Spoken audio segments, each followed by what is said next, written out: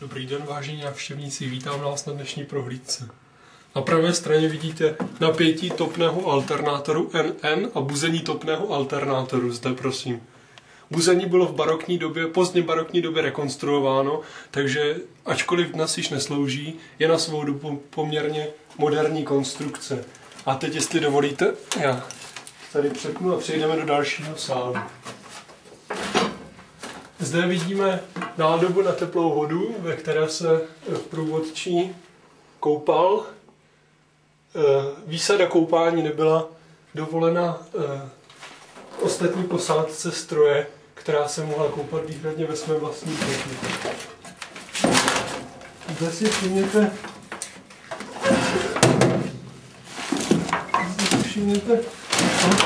extrémně úzkého průlezu, který měl zjednodušit hájení strojovny proti nepřátelům a zde dynamitových tyčí, které mohly obrátci v případě nutnosti vyhodit. Zde je prosím vidět, když se potom podívejte, jak půjdete kolem na schéma mazání generátorů, které je obzvláště zajímavé. A tady už přicházíme k samotnému srdci s jednotlivými mazači. A pověst praví, že kdo se těchto mazačů dotkne a něco si přeje, do roka a do dne se mu to splní. Tak prosím, vyberte si libovolný smazač. Ovšem pozor při výběru. Pozdější pověst traduje, že jeden z těchto mazačů je prokletý a když se dotknete toho špatného mazače, takže pozor.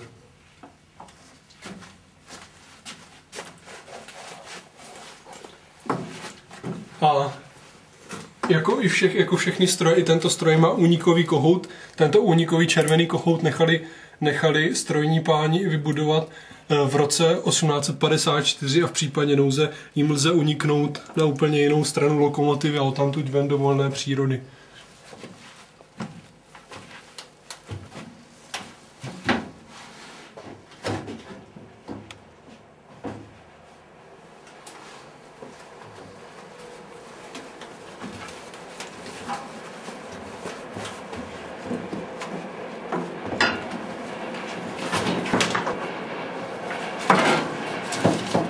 Tady se dostáváme do rytířské místnosti, kde jsou vysleny dochované části zbroje.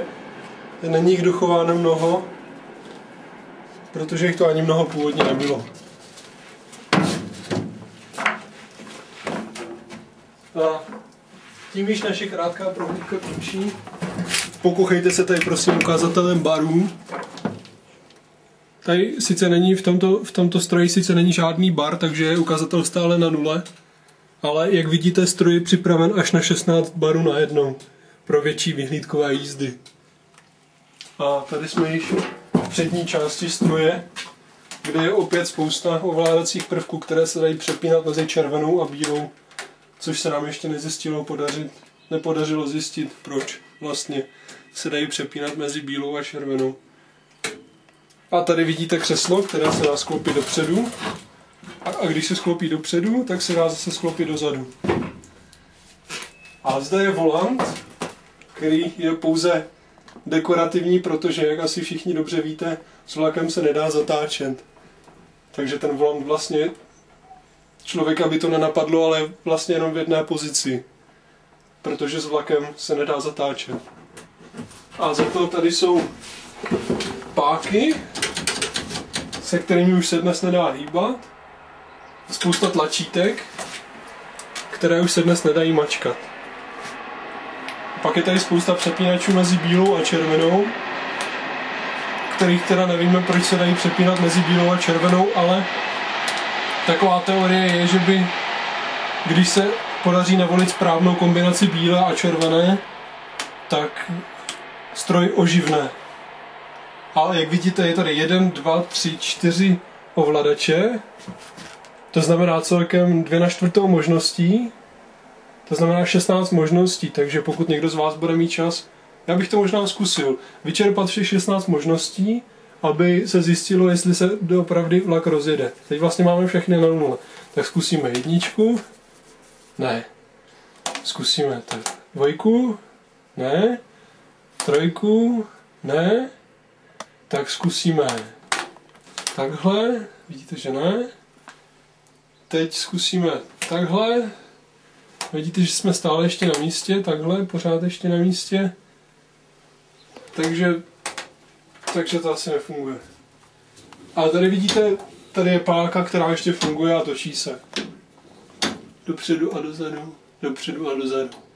A tam, na této stěně vidíte tohle, to je poslední hraběnka. Říkalo se jí Vánočka, protože měla hodně ráda Vánočku. S umělým sladidlem to je asi nějaký dobový žert. Tak, prosím, a tudy můžeme. Tady vidíte opět křeslo, které se dá složit dozadu a zase dopředu.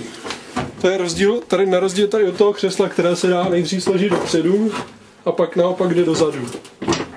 Takže vlastně ta křesla jsou v protipohybu, což bylo takovým dobovým zvykem. A tady, když odhalíme tady tuhle páku, tou se točilo. Tady všimněte si vtipného převodování na kolmý pohyb a tady je odpustný kohout, u kterého se strojvedoucí káli, když něco provedli, tak tady se káli, aby jim bylo odpuštěno. A tím už je naše prohlídka skutečně v závěru a můžete tudy dveřmi, prosím. A na to jsou kastrůlky, ale to už je kastelána, to už není původní. To je jenom tady už je nově. Tak už můžete.